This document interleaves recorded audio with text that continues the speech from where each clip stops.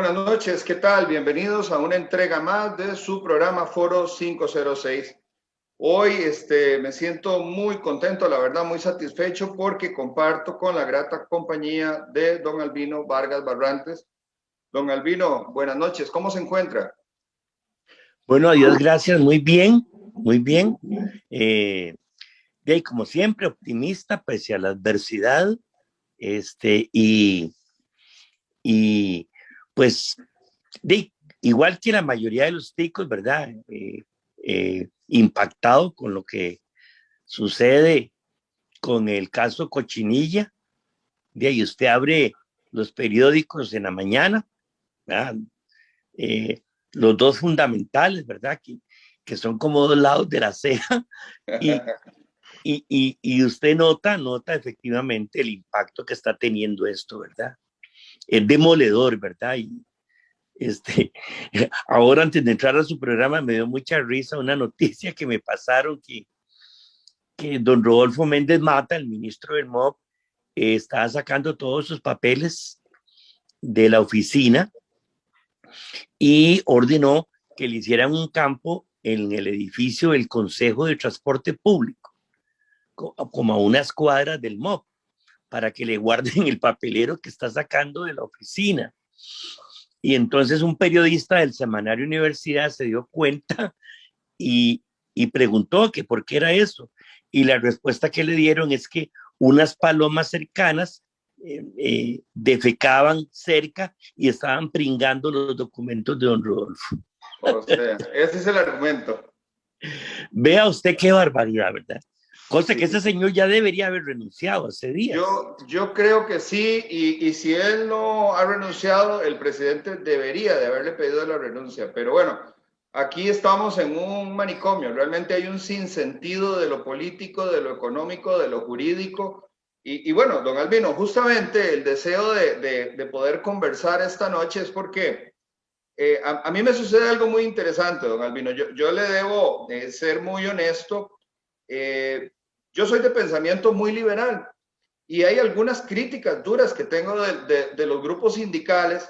Sin embargo, yo no puedo dejar de reconocer la importancia tan enorme que tienen, porque yo personalmente siento mucha admiración, le tengo cariño, le tengo respeto, yo lo sigo personalmente. Y en algún momento podemos tener una discrepancia, pero la pregunta es, ¿qué pasaría del país si no tuviéramos estos pesos? Es decir, ¿qué ha pasado con los contrapesos republicanos? ¿Dónde está el Poder Judicial hoy? ¿Dónde está el Poder Legislativo? ¿Dónde está el Ejecutivo? Entonces, ¿cómo estaría el país si no hubiesen voces que se levantan en medio de tanta intención por acallarlas, ¿verdad? Ahora, don Albino, yo sé que todo el país lo conoce, pero bueno, nunca está de más mencionarle a nuestro público que usted es el secretario general de la ANEP, la Asociación Nacional de Empleados Públicos y Privados. Don Albino, como un dato curioso, así como usted nos dio la anécdota del ministro Méndez Mata, yo le comento que la última vez que nosotros nos reunimos con este programa, hicimos el análisis, su programa fue uno de los programas más vistos del año. Creo que logramos, sí, fue algo interesante, más de 20,000 veces reproducidos los videos. Pero más allá, digamos, de esa viralidad que tuvieron los videos, lo que más me gustó es que muchas personas que han sido críticas muy duras y tal vez muy viscerales del sindicalismo, dijeron, caramba, yo nunca había escuchado a don Albino, caramba, don Albino tiene razón, caramba, claro, por ahí es donde iban a ir las cosas. Entonces, ciertamente la estrategia que nos ha puesto en bandos distintos ha funcionado muy bien para no hacernos caminar en conjunto. Y yo creo, don Albino, que además del trabajo que usted hace, que yo respeto mucho, que valoro como costarricense, también yo sé que la ANEP es un centro de pensamiento. Ahí hay economistas, hay abogados, hay sociólogos, hay psicólogos, hay matemáticos. O sea, no es un grupito de ocurrentes, ¿verdad? O de fascinerosos, sino es un centro de pensamiento como deberían de ser los partidos políticos, ¿verdad? Entonces yo eso creo que es importante, digamos, hacerlo notar.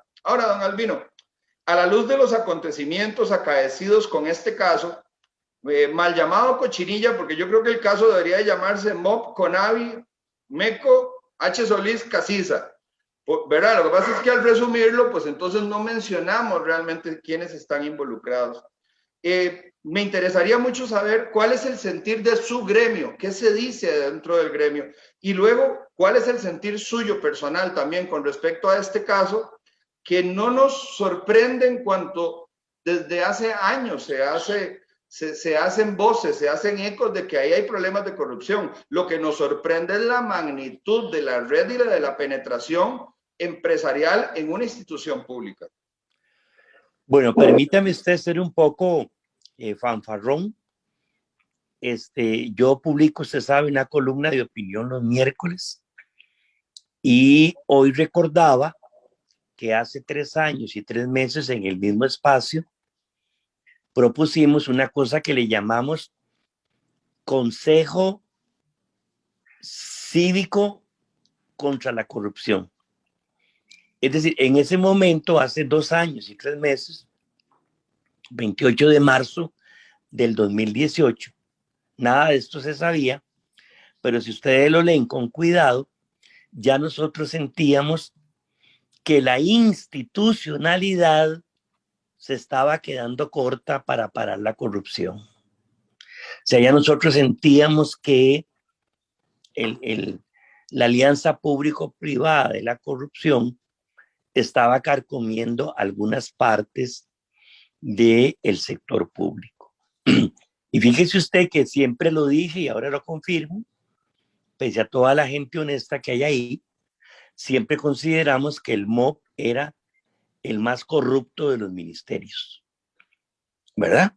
Y entonces, una vez, algunas personas funcionarias del Consejo Nacional de Vialidad, CONAVI, intentaron sindicalizarse en ANEP.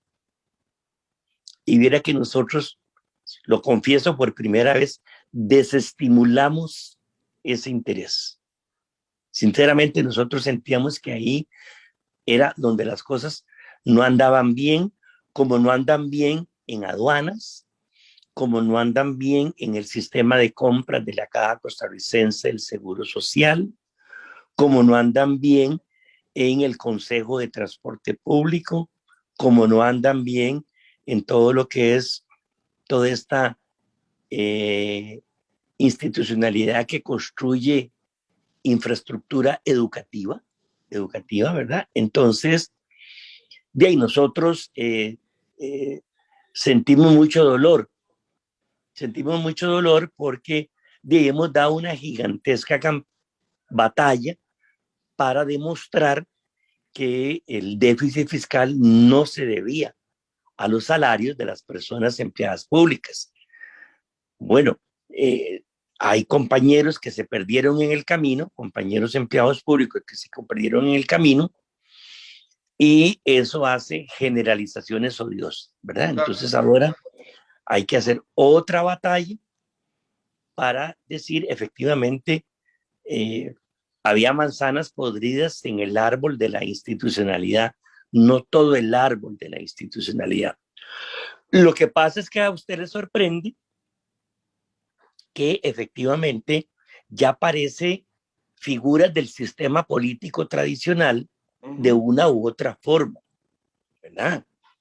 Es decir, perdónenme, caballeros y público que me escucha, yo no puedo aceptar bajo ninguna circunstancia que Carlos Alvarado Quesada no tuviera noción de lo que estaba pasando en el CONAVI.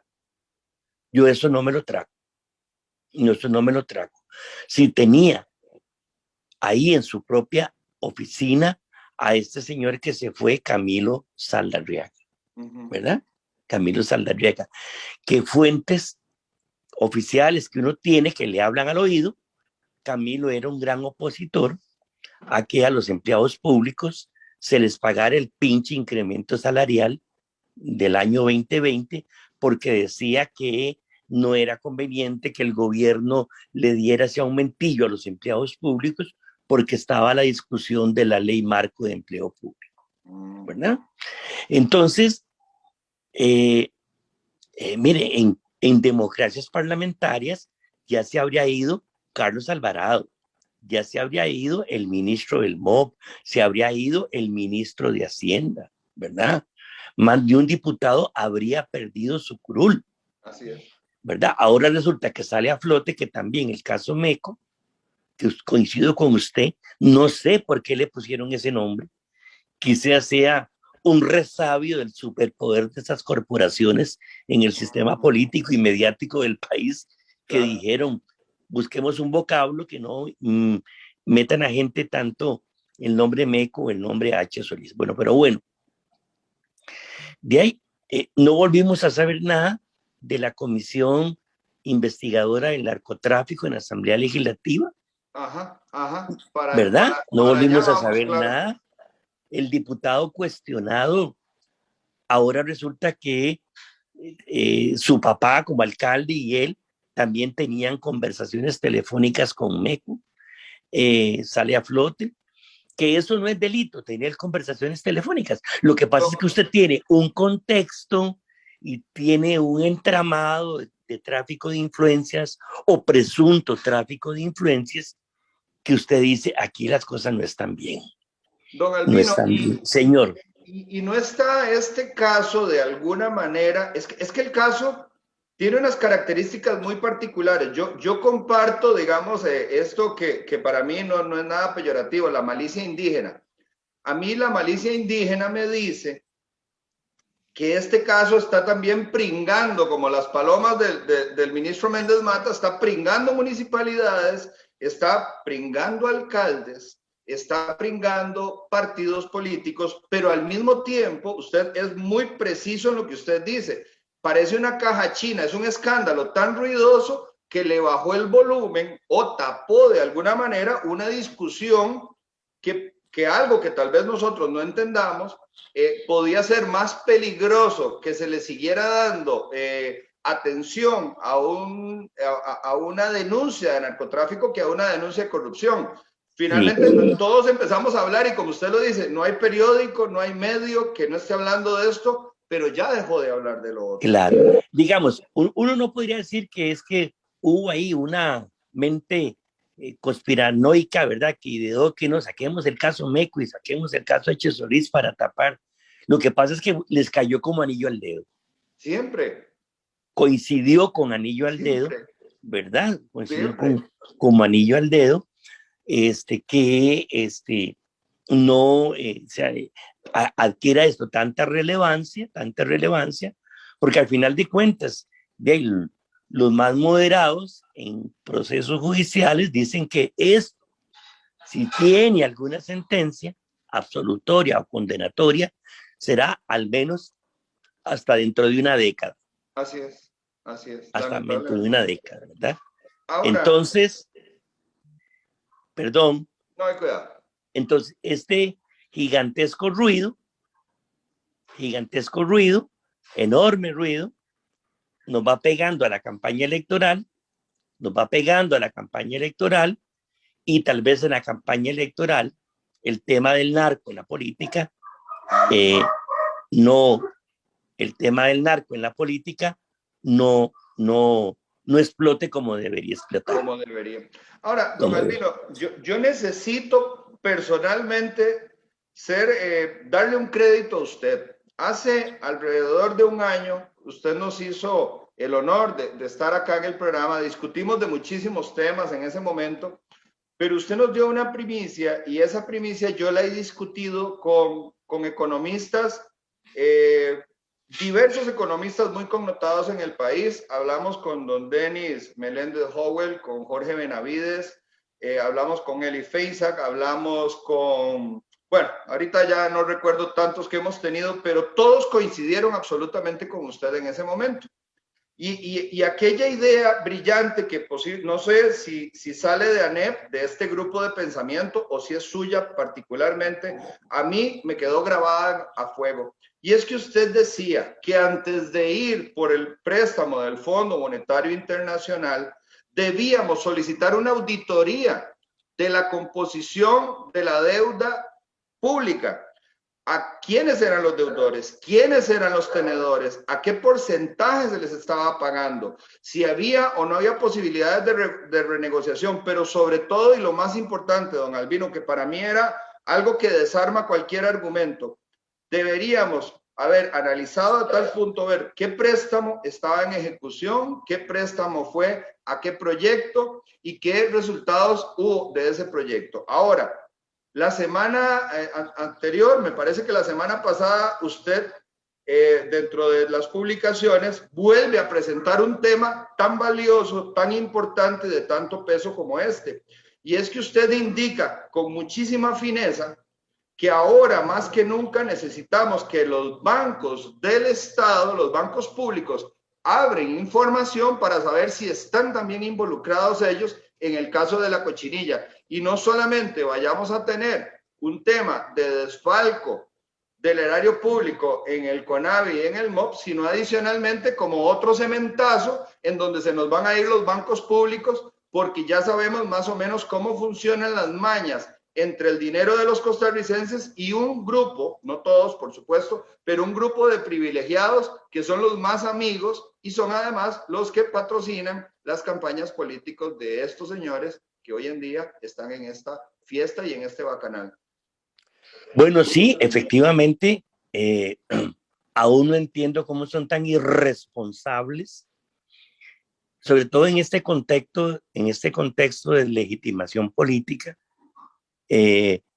dejarnos una nueva jáquima de endeudamiento, ¿verdad? Es decir, es delicadísimo esto. Habrá que volver a insistir desde el punto de vista de la necesidad de esta auditoría, pero sí nos asusta lo de los bancos. Creo que ya nos contestó el Banco de Costa Rica y nos sacó, pues ya sabíamos el tal secreto bancario, ¿verdad? Pero ahí salieron algunas cifras, ¿verdad? De que MECO debe 20 millones de dólares, ¿verdad? De que los otros andan como 45 mil millones de colones, ¿verdad? Por ahí. Entonces, y eso ojalá alguien cuerdo allá arriba en las alturas se preocupe sinceramente, porque un colapso de los bancos, eso sí es una tragedia nacional, ¿verdad? Un colapso de los bancos sería tremendamente catastrófico en estos momentos. Y vea, sinceramente, yo creo que no hay gobierno. Tenemos un vacío político que sinceramente lo sostiene, me parece, esa institucionalidad que nos fue heredada, ¿verdad? Pero usted bien sabe y sus colegas saben que por menos que esto está pasando en Costa Rica, en América Latina cayeron presidentes y en los años recientes, ¿verdad? Entonces es un vacío político terrible. El ministro de Hacienda venía del INSS y bueno, quisimos preguntar sus vínculos con H. Solís, de la cual fue representante legal casi por 15 años, hasta apoderado generalísimo llegó a ser. Hay un informe de auditoría clave que las voces sanas del INSS nos dijeron, pregunten por esto, y viera usted que la excusa más vergonzosa es que como porque los auditores anteriores ya se pensionaron, ese documento no está accesible. Es una barbaridad. Y ahí podría haberse implicado Elian Venegas utilizando su presidencia ejecutiva en el INSS para un presunto favorecimiento a H. Solís. ¿A través de seguros de coacción o...? Probablemente a través de ese tipo de seguros. No entiendo mucho de seguros, pero hay gente que nos ayuda y nos dijo que siempre se supo que algo no estaba bien con H. Solís y su relación con el INSS, ¿verdad? Entonces, me parece que la profundidad de esto todavía no se ha visto completa. No. No se ha visto completa. Es doloroso también desde el punto de vista de que uno cree en el fortalecimiento del sistema municipal. Yo soy un convencido de que el día de mañana, gústenos o no, los gobiernos locales van a dar mucha mayor cantidad de servicios públicos que se dan hoy en día desde un Estado central que ya está quebrado, por sí, Claro, prácticamente, ¿verdad? claro. De ahí, pero cuando uno ve aquí que los alcaldes andan en esto, ¿verdad? Y andan en lo otro. Y con Y los son, mismos. Lo y peor es con que los es con los mismos, mismos. y con los mismos, Los mismos ¿verdad? personajes salen en Sí, todas las historias. claro, entonces ahora podría ser el momento de que con esa tragedia del CONAVI, una nueva política pública diga, por ejemplo, vamos a emitir una ley donde los caminos y las carreteras vecinales se le dan a asociaciones de microempresarios locales, a cooperativas locales, a asociaciones de desarrollo comunal, para que usted tenga una vinculación de empleo, de oportunidades de empleo, de que el ingreso se quede en la comunidad, prospere el comercio en la comunidad, se fortalezca la institucionalidad y usted reparte los miles de millones de obra pública en miles o cientos de emprendimientos a lo largo y a lo ancho del país. Sí, pero uno dice, pero Dios santo, si tampoco parece que en los municipios hay cara en que persinarse, ¿qué hacemos? No la hay. Ahora, ¿usted se recuerda, don Albino, que hace unos meses el diputado Dragos Dalanesco quiso presentar un proyecto de ley para que aquellos privados de libertad no violentos pudieran colaborar con el país, se ganaran un salario y se les diera los contratos de mantenimiento de vías?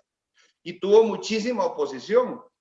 Y hubo todo un lobby para traerse ese proyecto abajo. Claro, ahora entendemos porque además estas empresas grandes que crearon empresas pequeñitas para también tomar las chapias y el mantenimiento. Es decir, aquí lo que tiene que quedar claro es que hubo como el chiquito que se tira en la piñata y no deja que los demás cojan confites. Una buchonada absoluta, ¿verdad? Un Bueno, y exceso. los señores que en este país han venido defendiendo esa famosa globalización de fracaso. ¿Cuál libre competencia? ¿Cuál libre competencia, por Dios santo? ¿Ah? Si lo que tenemos es duopolios u oligopolios en distintos ámbitos de la actividad económica del país. Eso también explica la desigualdad o ayuda a explicar la desigualdad que ya todo el mundo reconoce que estamos en el vergonzoso top 10 de los países más desiguales del planeta, ¿verdad? Entonces, no sé, en este momento, sinceramente, bueno, en el caso de nosotros es la convicción, ¿verdad? La convicción de que de alguna manera, con todos los errores, hemos estado del lado correcto. Sí. Antes de esto, nosotros habíamos definido que para el 2020, digamos, la consigna motivadora era, porque estábamos pensando, bueno, cuál es el planteamiento de lo que llamamos sindicalismo del bicentenario, porque viene el bicentenario, que ya quedó manchado, ¿verdad? Totalmente. Pero el sindicalismo del bicentenario, ahí como usted dice, hemos pensado y habíamos pensado lanzarlo y nos decidimos irnos, digamos, por tres ejes fundamentales: justicia social, derechos humanos y humanismo. Y por favor, ya no nos hablen más ni de izquierda ni de derecha. Mira, no nos hablen más de eso, ¿verdad? Parece que la justicia social, la lucha por los derechos humanos y el humanismo, que incluye el cristiano, pero hay otro tipo de humanismos, podrían hacer la síntesis de una búsqueda, de una situación social de las clases trabajadoras más decorosa que la que hay hoy en día, ¿verdad? Ahora, don Albino, usted me trae a un tema que para mí es indispensable traerlo a colación. Vamos a ver. Hoy leía, me llegó un meme en la mañana que me llamó mucho la atención, me hizo hasta gracia porque decía, se necesita sangre urgentemente, tipo Juan Rafael Mora Porras, para el pueblo de Costa Rica. Cuando se da la noticia, uno empieza a sentir el odio y el enfado de las personas, que eso es muy fácil medirlo a través de redes sociales. Posteriormente a esa noticia, la corrupción se le pone cara y se vienen los nombres de los empresarios y de las empresas.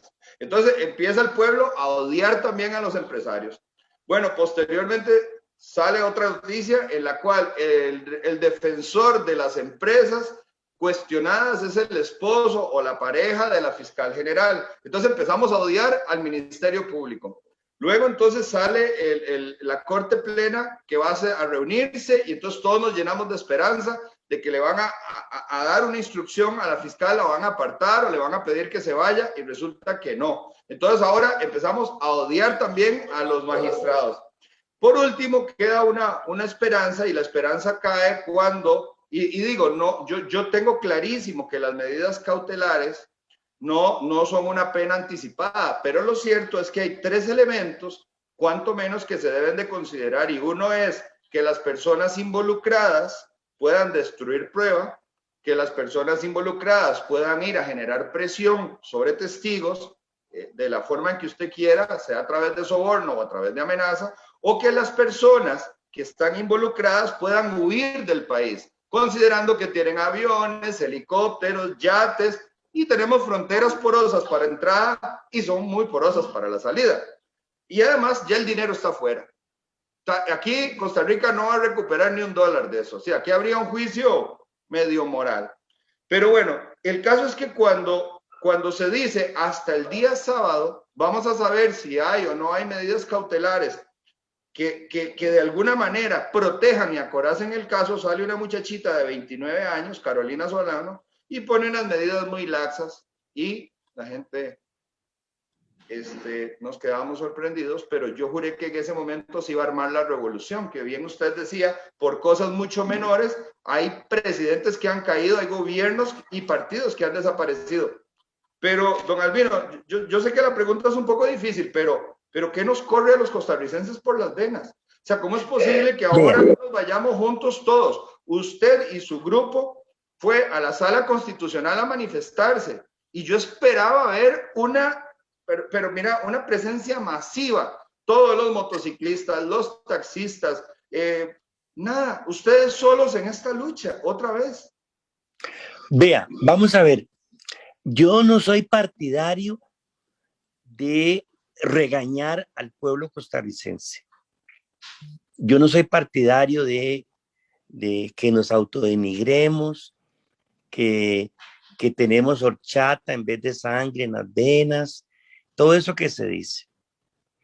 Yo lo que creo es que hay una desconfianza generalizada de unos y otros. Hay una incredulidad, como una negación colectiva.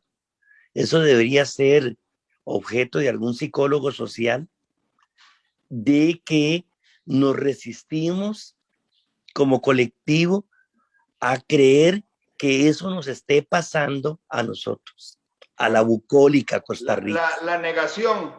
La negación. Estamos en negación. Estamos en negación, eso no es posible. Keylor Navas, derechos humanos, modelo en América Latina, premio Nobel de la Paz, una señora ya en UNESCO y otra señora, no sé, en puestos clave, ¿verdad?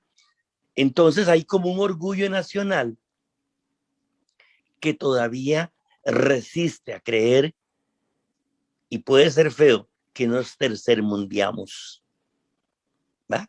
Que nos tercermundiamos. Y lo segundo, sinceramente, yo creo que es que no está ese movimiento, ese grupo, esa coalición diversa que nos esperance de nuevo, o nos dé esperanza de nuevo, ¿verdad? Es decir, yo le puedo decir que lo que nosotros hacemos es muy aplaudido, ¿verdad? Es muy aplaudido, porque hoy en día, si yo comparo las menciones a mi madre, que en gloria esté, que ocurrían con el combo fiscal, con las que se dan hoy por lo que yo hago, ¿verdad? Son mínimas, ¿verdad? Pero me parece que todavía falta una construcción, un sujeto, lo que llaman los sociólogos, los especialistas, ¿verdad?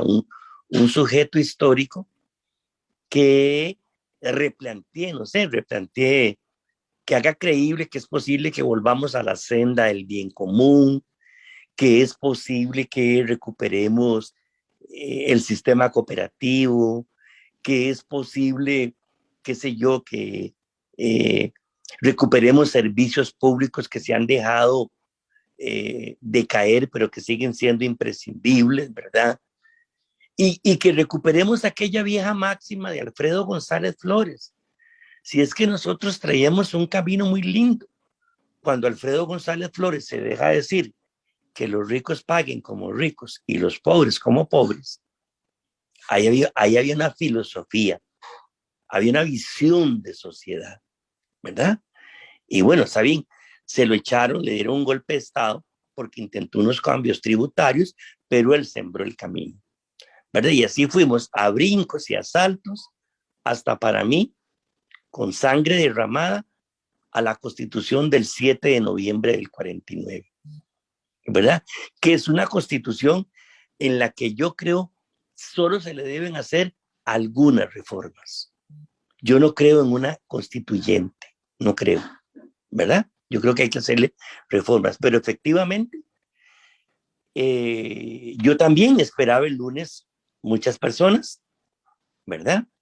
También la movilización en tiempos de pandemia es un obstáculo, ¿verdad? Es un Perdón, obstáculo. porque ahí yo quiero también hacerle una pregunta. ¿Ha el gobierno instrumentalizado? Porque yo entiendo que la ley de huelgas ahora quedó anulada por un recurso de amparo o de constitucionalidad. No me queda Una claro. acción de Ok, inconstitucionalidad de la NEP. una acción de inconstitucionalidad, entonces queda detenido, lo cual, digamos, para entenderlo claramente, es todo el mundo que quiera que se organice puede hacer huelgas. Pero no ha instrumentalizado el gobierno a través del pánico, del miedo y de los medios de comunicación también algún mensaje para debilitar el movimiento sindical, porque ciertamente hay Sí, costarricenses que están con un pánico terrible, ¿verdad? Con sí, respecto sí, a la claro que pandemia. sí, claro que sí. El gobierno lo ha instrumentado, pero también yo tengo que decirle a usted con mucha transparencia que es que hay algunos dirigentes sindicales alineados con Carlos Alvarado, algunos dirigentes sindicales que frenan la movilización social, algunos dirigentes sindicales que cuidan más su feudo, su zona de confort, que efectivamente acudir, volcarse hacia la ciudadanía que también está necesitada de seguridades para entender que vale la pena movilizarse, ¿verdad? Es decir, cuando usted tiene un colega, yo lo puedo decir con nombres y apellidos, el estimable dirigente de uno de los grandes sindicatos del Magisterio Nacional, que es representante de Carlos Alvarado en la junta directiva del Banco Popular y Desarrollo Comunal,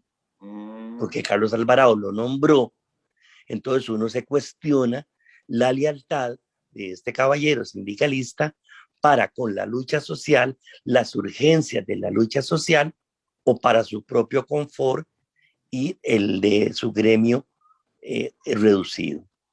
Yo me he comprado muchas broncas, usted no sabe las broncas porque yo quiero hablar de esto, ¿verdad? Y lo vengo hablando transparentemente.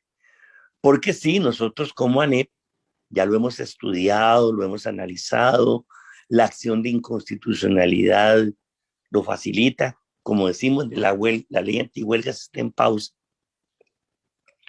Y nosotros sentimos, por ejemplo, en algunas comunidades laborales del sector público hay, eh, digamos, disposición a acudir a un buen llamado firme, contundente, claro, participativo, diverso. Bueno, nosotros creemos, estamos trabajando en eso, ¿verdad? Y vamos a ver si la pegamos con ocasión de la llegada de la Ley Marco de Empleo Público de vuelta por sala cuarta al Parlamento, ¿verdad? Que Ahora, usted sabe, perdón, que hoy ocurrió un hecho inédito también, ¿verdad? a ver. Hoy nunca había ocurrido que la Corte Plena del Poder Judicial, ella como Corte Plena, hiciera una consulta de constitucionalidad de un proyecto de ley. Entonces los magistrados titulares se apartaron, entraron a las sillas los magistrados suplentes, 20 en total, y 20 en total deciden, sí, como Poder Judicial, tenemos que consultar la constitucionalidad de ese proyecto de ley, inédito. Creo que tiene que ver un poquito con el granito de arena que pusimos el lunes, los que estuvimos afuera de sala constitucional. Claro. Ahora, concluyendo un poquito lo que usted nos decía anteriormente, de que el señor González Flores, el expresidente don Alfredo González Flores, decía esa frase de que el rico pague como rico y el pobre como pobre. Esto no ha sido la máxima del PAC con su plan de impuestos, ni tampoco del PLN, ni del PUS, ni de los que apoyaron el plan fiscal, porque ciertamente aquí hagamos que la clase media y el pobre pague como rico, ¿verdad? El que es muy, muy pobre, pues bueno, recibe las ayudas del Estado, que entiendo que se están agotando también. Ya no se están repartiendo bonos de vivienda, no hay para mejora de vivienda, y ya empezamos a ver al gobierno entrar en una situación muy comprometedora que también a las vísperas o a las puertas de una elección puede traer consecuencias muy peligrosas. Don Albino, aquí hay una duda que yo creo que todos nos hacemos, los que cuestionamos el sindicalismo. Por ejemplo, uno de los grandes problemas que nosotros encontramos cuando se presentan estos casos de corrupción es que el exceso de garantía que tiene el empleado, el funcionario público, la estabilidad enorme, el acorazamiento, digamos, legal y las marañas que hay, hacen que cuando un funcionario es cuestionado, y no digamos cuestionado, con las manos en la masa, va y presenta un recurso y lo vuelven a instalar. En esta historia del caso Cochinilla, el caso Mobconavi, las dos constructoras y la supervisora, resulta que hay un personaje que 2 veces fue separado del cargo y 2 veces lo volvieron a instalar. Entonces, ¿qué opina el sindicalismo? ¿Qué opina el sindicalismo y cómo se ve a futuro un proyecto de ley o alguna posibilidad para crear algo que yo creo que debería ser muy útil, que sería el acto de flagrancia en la corrupción, en el empleo público, para que esa manzana podrida que usted dice y que lo dice bien y con todas las palabras y de forma muy valiente la podamos retirar? Porque lo cierto es que cuando usted quita al malo, usted resalta al bueno. Usted le manda un mensaje al bueno diciéndole que va por buen camino. Pero cuando usted no solamente ve que estos señores tienen años a vista y paciencia de los compañeros de actuar de determinada forma, lo que estamos viendo es un sistema alcahuete complaciente y que se genera a sí mismo el problema y la enfermedad que está sufriendo. ¿Aló? Sí, señor. Mire, mira que en ANEP estamos conscientes de eso. Siempre dijimos que el sistema de servicio civil había terminado siendo un lluévale de anualidades a Raimundo y todo el mundo. Siempre dijimos que muchas oficinas públicas, el buen funcionario era visto con malos ojos. Siempre dijimos que estábamos de acuerdo en que las personas que ocupaban los servicios públicos tenían derecho a calificarme, a aportar en mi calificación de cómo yo la traté. Es decir, si yo voy a una ventanilla por un servicio público y la muchacha o el muchacho ni siquiera tiene la cortesía de verme a los ojos, entender que soy una persona como él, yo debería tener, usuario, la posibilidad de dejar eso anotado para que me llamen cuando tenga que llegar la evaluación del desempeño de ese funcionario. Vean, nosotros teníamos muchas ideas para esta ley de empleo público. O sea, para un proceso de revisión del empleo público. Pero claro, cuando lo mezclaron con lo fiscal, lo contaminaron con lo fiscal, y aquí dijeron que no quede con títere con cabeza en el sector público y que las autonomías de la Constitución, hagamos una modificación de facto de la Constitución. Entonces nosotros dijimos, no cuenten con nosotros. Pero efectivamente, efectivamente yo estoy de acuerdo con usted. Y se lo dije al principio de esta conferencia. El MOP es el ministerio más corrupto de todos los ministerios, ¿verdad? Entonces, y debe haber regímenes laborales de excepción. Yo, por ejemplo, estoy de acuerdo que en el sistema aduanero nacional debería haber un sistema laboral especial, ¿verdad? Papito o mamita, usted se está ganando esto y lleva 6 meses con un nivel de vida que no puede demostrar con su salario. Hágame el favor, aquí hay un procedimiento, traiga a su abogado defensor, pero usted tiene que demostrar, ¿verdad? Porque, perdónenme, en aduanas hay personas que no pueden defender el sistema de vida que tienen con el salario que reciben. Entonces, no estamos conscientes de eso. Pero ¿con cuál gobierno hablas? ¿Con cuál gobierno hablas si este gobierno PAC primero traicionó los principios fundacionales del PAC? Se entregó a una minoría plutocrática, ¿verdad? A lo mejor don André Garnier, ministro de Coordinación con el sector empresarial, hizo las de el León Melquiades de la Faula. Pongamos pies en polvorosa y huyamos por la izquierda, ¿verdad?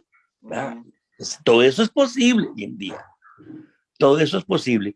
Entonces, un verdadero pacto social incluye empleo público, siempre dijimos, incluye sistema tributario, incluye sistema de exenciones y exoneraciones, incluye el papel de las municipalidades, la micro, la pequeña, la mediana empresa. Revisemos el endeudamiento público. Pongámonos de acuerdo con cuánto déficit fiscal podemos vivir y con cuánto déficit fiscal no podemos vivir. Y si nos aterroriza. Don Albino, ¿y ustedes han visualizado sinceramente, bueno, no tengo que preguntarle sinceramente porque yo sé que usted me va a responder con toda sinceridad, pero ¿se han preguntado si hay alguna institución que amerite cierre? Real, cierre, desaparición total. Bueno, por ejemplo, que se decía hermanas perversas en el gobierno de Guillermo Solís. Sí.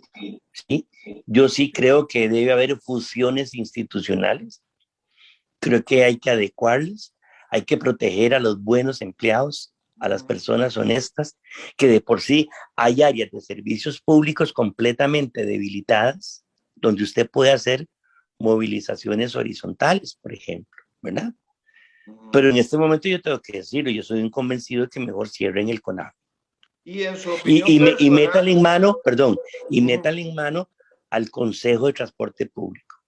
El CTP. Totalmente de acuerdo. Que eso es de los autobuseros. Sí, señor. Eso es de ellos. Eso es de ellos. Y estamos pegando el grito al cielo porque Carlos Alvarado se comprometió a dejarle las concesiones por 15 años. Vea usted, qué irrespeto, qué barbaridad.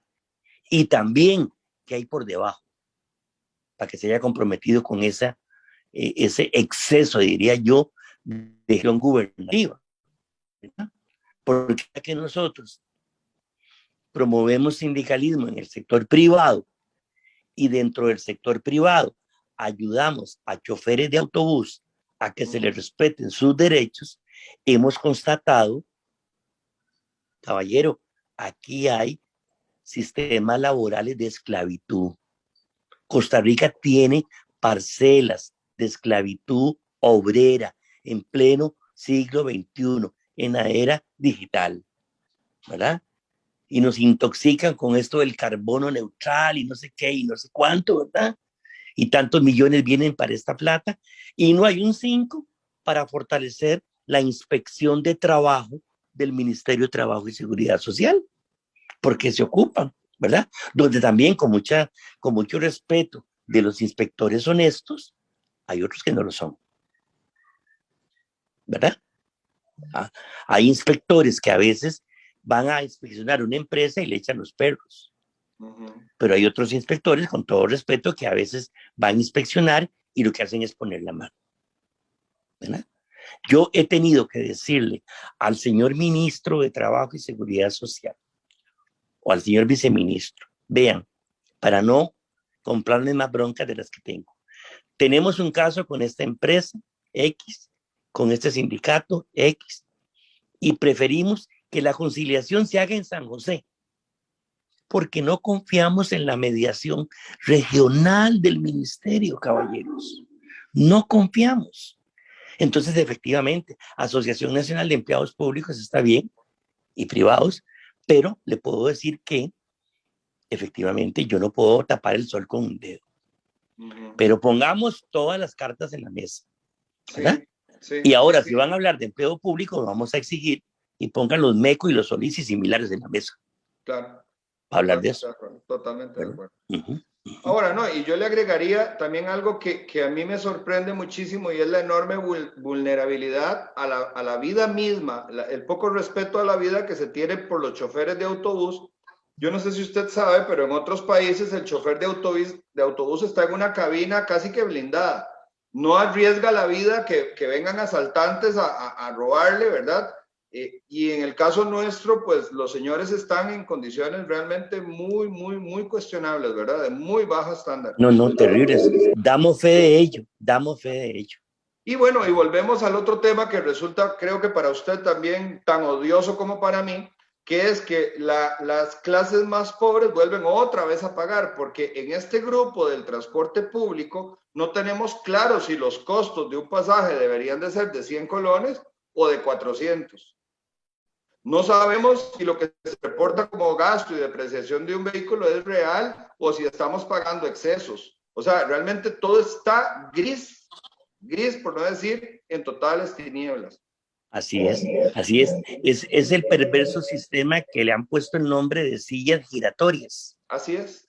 Personas que son jerarcas gubernamentales, inocentes que regulan las actividades privadas y luego dejan de serlo y pasan a trabajar en las actividades privadas que son reguladas por los entes públicos donde trabajaron. Modelo clásico: Dirección General de Hacienda, Dirección General de Tributación, Dirección General de Aduanas, Consejo de Transporte Público y el CONAVI. Y el Poder Judicial.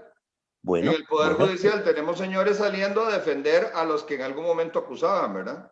Así es, es impresionante. De verdad. Es impresionante.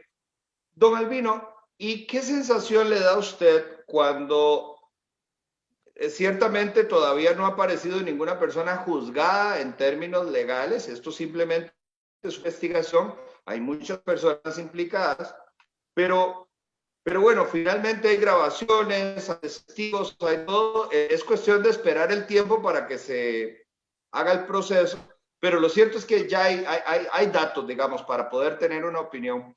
¿Qué sensación le da a usted que estos señores que no solamente se robaron el salario, sino que ayudaron también a desfalcar el erario público, sigan recibiendo el salario y los manden de vacaciones a la casa sin mayores restricciones, sin mayor castigo? ¿Cree usted que en algún momento se podría plantear alguna ley que congele los ingresos de esta gente mientras pasa el proceso? Y si salen inocentes, pues que se les pague. ¿O le parece a usted que es correcto, que es justo que ellos sigan recibiendo es que, los salarios? bueno, recuerde que tenemos el principio constitucional de nadie es culpable hasta que se demuestre lo contrario. Totalmente claro, sí. Pero tiene que haber un sistema que a mí, funcionario público, me saque del ámbito donde yo he estado metiendo la mano de manera indebida. De manera indebida. Tiene que haber un sistema donde a mí, funcionario público, para volver, yo tenga que enseñar mis cuentas bancarias, mis estados de deudas, ¿verdad? Tiene que haber todo eso. Y tiene que haber, incluso, si la situación es tan grave, vaya, demuestre que es inocente y le devolvemos su salario. ¿Verdad? Porque es tan evidente, tan vulgar lo que sucedió, ¿verdad? Es decir, que uno no termina de sentirse perplejo, ¿verdad? Sentirse perplejo, ¿verdad? Ahora están diciendo lo que, bueno, como le decíamos al principio, tal vez dure esto conservadoramente 10 años para saber el resultado. 10 años para saber el resultado. Pero también mira qué triste. Bueno, digamos, como en el ámbito que yo me muevo de la gente de abajo, ¿verdad? Yo no tengo carro, viajo en taxi, todo eso, ando en grupos laborales y todo esto. La sensación de la gente es de una ira enorme, pero también es enorme el sentimiento de que nada pasará, de que nada pasará, Que va a de que reinar una todo, vez más la impunidad. una vez más, la impunidad, ¿verdad? Entonces, y esto efectivamente es la pérdida de fe en el sistema democrático o en el sistema institucional, ¿verdad? ¿Verdad? Aquí, y hay gente que se lo dice a uno, falta un Bukele aquí en Costa Rica, falta un Bukele. Y yo hasta yo me lo he llegado a creer en algunas situaciones, ¿verdad? Sí, sí, sí, yo también. Falta un Bukele, ¿verdad? Y esta forma en que salió la fiscal general de la República realmente deja terribles nebulosas, ¿verdad? Esta señora se va en un momento crítico de la historia nacional, de la historia judicial, ¿verdad? Y hace un cronograma de salida y poquitos días después ya no va, es mañana, reporta que vea, es que yo me voy mañana y hoy todo el mundo sesiona para aprobarle la pensión y ahora dicen que le quedó en 3 millones de pesos, lo último que vi en noticias, ¿verdad? Entonces, dice, al pueblo lo golpean, lo agreden, lo desestimulan, lo desilusionan, ¿verdad? Ves ahí el pleito entre Figueres y Rolando Araya, ¿verdad? Sí. Okay. Yo quiero que me des este puesto, ¿verdad? Y no es que el que me vas a dar es muy feo. Y entonces el otro le dice, mira, y hagamos una cosa, para que no perdas la platilla te devuelvo los 29 millones que te costó la cantidad. Entonces uno dice, Dios mío, principios, valores, filosofía, A mí, esos son los dos señores de la socialdemocracia. a mí lo que me hizo gracia de esto que parece un cuento, una anécdota, fue que don Rolando le respondió, ¿qué me vio? Care con Navi. O sea, es un chiste. Yo no sé. Es impresionante, Es ¿verdad? Y impresionante. ahora que sale esa señora Linet, le recuerdan a uno que ella, estando en la vicepresidencia, nombró a su señor esposo en la gerencia general de Radiográfica Costarricense como a 8 días del Yeah. traspaso de poderes. Don Abel firmó ese nombramiento de don Roger Carvajal. Y dicen que el señor empezó a ganarse 5 millones de pesos en ese entonces. Entonces alguien ahí hizo un meme en redes sociales y le calculó. Entonces dice, doña Linet, usted hizo esto hace 15 años y 900 millones después. ¿Qué 900 es el, millones. qué es el cálculo que le hacen al señor de los salarios de 15 años, ¿verdad? Bueno, entonces de ahí, usted mira a la izquierda, yo no veo nada. Miro a la derecha y yo no veo nada. Ahora, don Albino, hay Sí. dos temas que yo quisiera tocar antes de cumplir ya la hora del programa y tener que despedirnos. El primero es, de todo lo malo que vemos, este centro de pensamiento que visualiza cuáles van a ser los próximos pasos. Vamos a ver, el proyecto de empleo público ya fue aprobado en primer debate y ahí sigue. Y en medio de este escándalo nadie está vigilando nada. ¿Hay alguna visión, digamos, de cómo unir a la población, de cómo ya no vernos como enemigos, sino de verdad, es que ya lo que nos estamos aquí, de alguna manera, jugando es el pan en la mesa? O sea, este Vea, gobierno vino a empobrecernos y a claro, saquearnos y a endeudarnos. Ellos se van. Aquí la víctima, en este caso particular, de este caso de corrupción, la víctima no es el Estado. Don Albino, la víctima es usted y yo y los hijos y los nietos y los sobrinos. Bueno, la gente que ya está mayor, pues en algún momento se irá, pero la bronca, el chicharrón nos va a quedar a todos. así es, así es, así es. Bueno, usted sabe que nosotros nos movemos en la lucha social, nos definimos como sindicalismo sociopolítico, algo más que un sindicato, pero no un partido político. Yo les voy a hacer llegar el material de pensamiento que ha producido la organización con especialistas durante los últimos 20 años. ¿verdad? Es un documento de 300 y resto de páginas. Y también les voy a mandar un documentito más cortito. Recientemente nos reunimos en el Colegio de Abogados, ahí con unos inquillos, contratamos como una especie de bufete internacional especializado en derechos humanos, porque nos parece que en estos momentos tenemos que potenciar para que la gente se defienda de este tipo de políticas públicas el arma de los derechos humanos, ¿verdad? Que los derechos humanos es más que el de las personas del mismo sexo a casarse o el que se dice que las mujeres decidan sobre su propio cuerpo. Es más, ¿verdad? Es más, los derechos humanos son más, ¿verdad?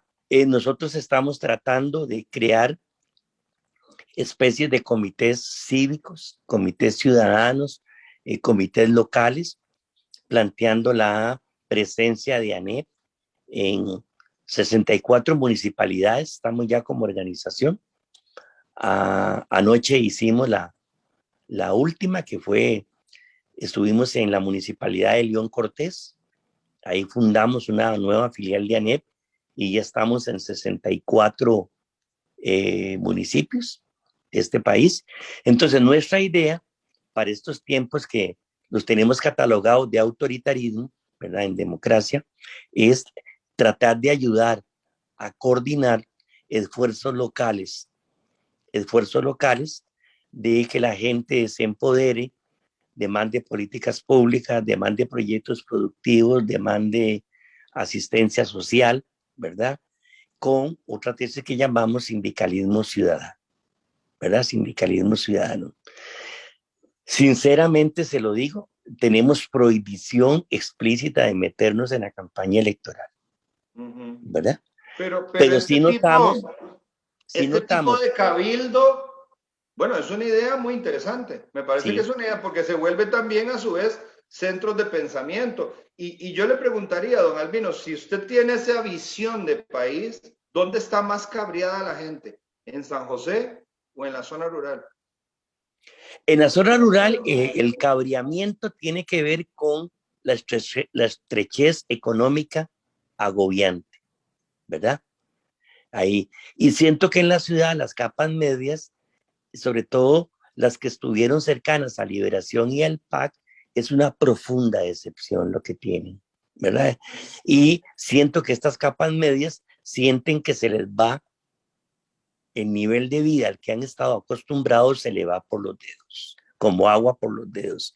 El alto endeudamiento, las tarjetas de crédito, eh, el tema de el cierre de nuevos empleos públicos, ¿verdad? O sea, ya no se está pudiendo ingresar al sector público, ¿verdad? La muchachada que está saliendo de las universidades, alguna tiene un nicho precisamente por esta apertura comercial, pero otra de que no Pero, quiere estar con una probeta, que no quiere estar con una probeta, sino que tiene sensibilidad social para ayudar a otros a salir de la pobreza, de no tiene mercado, ¿no? ¿verdad? Pero Entonces, también los malos que están adentro ocupan un espacio que sería una bendición para los que así vienen es, con nuevas ideas y que además merecen una oportunidad porque la juventud está siendo muy, pero muy sacrificada en este gobierno de la juventud. así es. Mira, yo tengo la oportunidad de andar de cerca de la muchachada de los movimientos de estudiantes de secundaria, el METSE, andan para arriba y para abajo con ANEC, caminando con el tema de la lucha social. Por cierto, no vemos a las federaciones de estudiantes de las universidades públicas No, no, en nada. nada, ¿verdad? Eran otras épocas cuando el movimiento estudiantil marcaba pauta en las políticas públicas. Ahora, precisamente, estos muchachos de secundaria vienen de esos pueblos rurales, semirurales, golpeados por la exclusión económica, ¿verdad? Entonces tenemos un proyectito pensado para 5 años, ver cómo nos va a construir una base, un músculo social horizontal, territorial, en unidad con otros sectores golpeados, agricultores, cooperativistas, desempleados, ¿verdad? Por eso nosotros abrimos la NEP hace tiempo, ¿verdad? Nosotros abrimos la NEP y le pusimos el I privados. Y el I privados diversas modalidades, empleo formal, empleo informal, microempresario, hasta 5 personas en la empresita, ¿verdad? Agricultores, hasta 5 personas en la finquita. Es decir, entonces creemos que los derechos humanos, por eso peleamos tanto por la Constitución, los valores de la justicia social, y muy importante que tenemos que hablar en otro momento, yo no sé, me estoy autoinvitando, qué barbaridad. No se preocupe, nosotros encantados de tenerlo acá. Es lo que está sucediendo, ¿verdad? Con el cuestionamiento a los valores que se creían pétreos de la globalización neoliberal. Por Dios santo, hay discusiones en el seno de la OCDE, en el seno del Banco Mundial, en el seno del Fondo Monetario Internacional. El gobierno de Biden en Estados Unidos está diciendo cosas que hace menos de un año eran herejías, ¿verdad? Sí, la desigualdad, los datos de la desigualdad a nivel del planeta están indicando que o se corrige eso o ni siquiera el planeta va a preservarse, ¿verdad? Sí. Entonces, pero es que aquí, maravilloso viene eso. Aquí es donde yo te digo que he sido muy crítico con los sindicatos, porque los primeros interesados en eliminar la desigualdad, por ejemplo, es el Ministerio de Educación, que debería ellos mismos empezar a organizar la educación del futuro, comprometerse, y si el presidente no es el vector de cambio, que sea la organización y la sociedad. Yo respeto mucho a las organizaciones del Magisterio Nacional, muy tradicionales, pero sencillamente usted dice están cortas. Están en su gueto, en el corporativismo, en la comodidad, en el corporativismo gremial. Su agenda estratégica es el sistema de pensiones, ¿verdad? El sistema de pensiones. Y entonces, para mí, ya no importa los problemas que me traigan, han atrofiado mucho liderazgo de educadores de base que podrían estar potenciando eso que usted dice, la nueva visión del desarrollo de la sociedad con inclusión, ¿verdad? Entonces tienen a las organizaciones de base de ellos, que además tienen mucho poderío económico, ya se decía Aranep, ese poderío económico, totalmente centradas en lo gremial, ¿verdad? Entonces es una lucha muy dura. O sea, tienen el rótulo hacia adentro, son para ellos y por ellos. Sí, aunque algunas tienen un lenguaje más revolucionario, muchachos, que aquellas cuestiones de la década de los 70, ¿verdad? Ahora, don Albino, el tiempo se nos ha ido. Yo ¿Se nos ha ido? Le acepto su invitación al programa. Hace unos días tuvimos un programa con 3 economistas, a un programa al que yo le llamé Los 4 jinetes del apocalipsis, que más o menos era, es el problema que se nos viene de inflación internacional y el golpe que le va a dar a la inflación local por el aumento de los combustibles, un problema de devaluación del dólar en los Estados Unidos, pérdida de valor del dólar en Estados Unidos, cómo nos va a repercutir en el costo de todas las importaciones en Costa Rica, además del default que algunos economistas consideran que Elian Villegas lo tiene en el escritorio, y esto golpearía los fondos de pensiones, los aniquila. Pero así no solo eso, los empleados públicos se quedarían también sin ingresos, los programas sociales, yo sé que... y ellos están, como quien dice, poniéndole leña seca para que esto se acelere, ¿verdad? El fuego. Pero yo comparto y quiero cerrar este programa haciéndole una pregunta. Si no me equivoco es la ANEP, pero bueno, podría ser todos los gremios sindicales, han creado, digamos, una campaña que ustedes le han llamado cobrársela o pasar factura. Y vieras que yo estoy de acuerdo con usted. Yo creo que en esto el PAC no está solo, creo que ha sido muy responsable el PLN, creo que ha sido muy responsable el PUS, pero, don Albino, siendo totalmente transparentes, si le pasas la factura al PLN, lo que significaría no votar por el PLN para las próximas elecciones. Si significa no votar por el PAC para las próximas elecciones y no votar por el PUS, entonces eso lo podemos interpretar la audiencia como votar por el Frente Amplio, porque los liberales yo creo que no son muy afines. Fabricio, yo creo que tampoco. ¿Qué nos queda? ¿O cómo se lee esta campaña?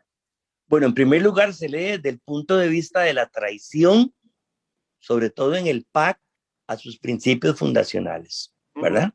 A la traición a la socialdemocracia y al humanismo cristiano. Se llama campaña Pasar Factura. Lo que queremos es que la persona, a la hora de ir a la urna electoral, por lo menos piense los partidos que le golpearon el salario, que le pusieron en riesgo el empleo, que lo dejaron en la calle, que le arruinaron su micronegocio, su mediano negocio, que le dejaron en altísima deuda, que piensen eso. Vea, y viéndole a los ojos, aunque sea de esta forma, no tiene que ver nada con el Frente Amplio. El Frente Amplio fue cogobierno también. El Frente Amplio estuvo cogobernando con el Partido Acción Ciudadana. Y el Frente Amplio fue incapaz de sostener la gran esperanza que generó de una posibilidad de cambio social en democracia cuando logró 9 diputados en la legislatura constitucional anterior. Y para la presente logró 1, básicamente no por el partido, sino por el brillo de José María Villalta, a quien como ser humano y como profesional en ANEP respetamos muchísimo. Pero tenga la plena seguridad de que subliminalmente no estamos diciendo que hay que ir a votar por el Frente Amplio. No sé. Habrá que esperar si aparecen algunas opciones nuevas. No han aparecido. Y el PUS, bueno, el PUS con doña Linet ahora, que poco tiene que ver con los proyectos. No, nada que ver el PUS tampoco. Okay. No, nada que ver. Don Entonces, Albino, entonces lo que le quiero decir es que yo no le puedo responder eso ahorita a usted. No, estamos de acuerdo, pero agradezco la sinceridad, porque sí, a veces cuando los que nos gusta leer al revés, ¿verdad? Podemos ver un mensaje claro, pero oculto. Ahora, ¿qué opinión le merece don Rodrigo Chávez? Bien, don Rodrigo Chávez no se va a poder quitar el traje de tecnócrata de un organismo financiero internacional. Podría ser un riesgo para el empleado público, don Rodrigo Chávez, y para el país. La verdad es que en estos momentos, si no hay cambio de paradigmas en las políticas públicas, casi todos los programas de gobierno son riesgos para la clase trabajadora en general. Todos. Yo hice un artículo, también si me abuso se lo voy a reenviar. Yo puse 5 temas en busca de una candidatura presidencial. 5 temas en busca de una candidatura presidencial. Y al día de hoy, no veo que las candidaturas presidenciales ya anunciadas o las que están en incubación hablen de eso. ¿Verdad? Entonces, no sé, Rodrigo Chávez, no sé, sobre todo que tiene un estilo de, vamos a ver, venderse como el autoungido. Y eso, yo creo que a muchos costarricenses no les gusta. ¿Verdad? La persona pretenciosa y fanfarrona, como que a veces no llega, no pega. ¿Y don Rolando Araya? Don Rolando Araya tenía buenas ideas, sí, debo reconocerlo. Tenía buenas ideas. Con él conversamos muchísimo antes de que se hiciera candidato presidencial. Es un hombre estudioso. Sí. Es un hombre estudioso. Sí, efectivamente, pues uno se resfría un poco cuando siente que entró en la subasta de puestos, ¿verdad? Y que no le gustó lo que le ofrecieron, pero él tiene buenas ideas, sí. Tiene buenas ideas, pero no sé qué va a pasar con él. No tengo la menor intención de acercarme a él o a él, no tiene la menor intención, porque estamos curados. Y le voy a contar una infidencia para hacer adelante. Le voy a contar una infidencia, ya que ustedes son tan... recibí un mensaje indirecto de doña Emilia, que fue diputada, Emilia Molina, es diputada del PAC, don Welmer Ramos, que está aspirando, y de un ingeniero de hélice muy famoso, ya pensionado, muy destacado en el TLC con Estados Unidos, don Gerardo Fumero, que ellos querían una conversación con la ANEP. Y nosotros dijimos contundentemente no. La misma contundencia que yo a usted le acabo de decir para el Frente Amplio, ¿verdad?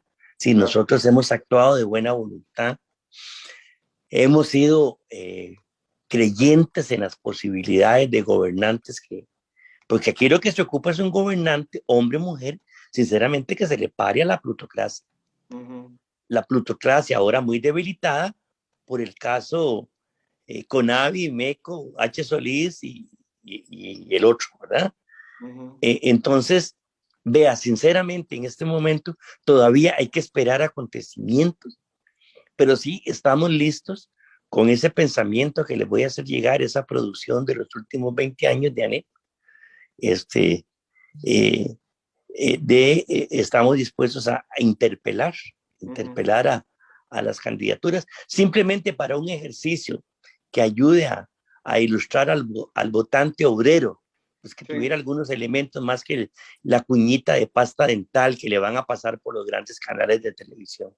Así es. Don Albino, y en 30 segundos, si un ciudadano costarricense quiere unirse a la ANEP, no como sindicalista, pero sí como una persona activista que de alguna manera les pueda colaborar, puede ser con presencia, con esfuerzo, acompañándolo a las manifestaciones, haciendo pensamiento, modificando estrategia, apoyando con el cafecito, lo que usted quiera. ¿Cómo se acerca el ciudadano de a pie? Puede empezar por llamarme por teléfono al 88-39-7171. Es el celular que uso.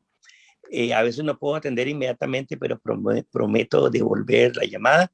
Puede acercarse a las oficinas de la ANEP, en calle 20. Puede escribir al Facebook de la ANEP. Nosotros tenemos 3 periodistas de planta que nos manejan las redes sociales.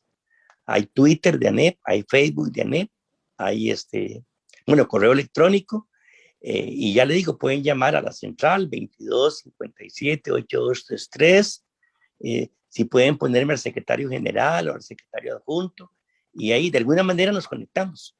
Si lo que ocupamos es más gente.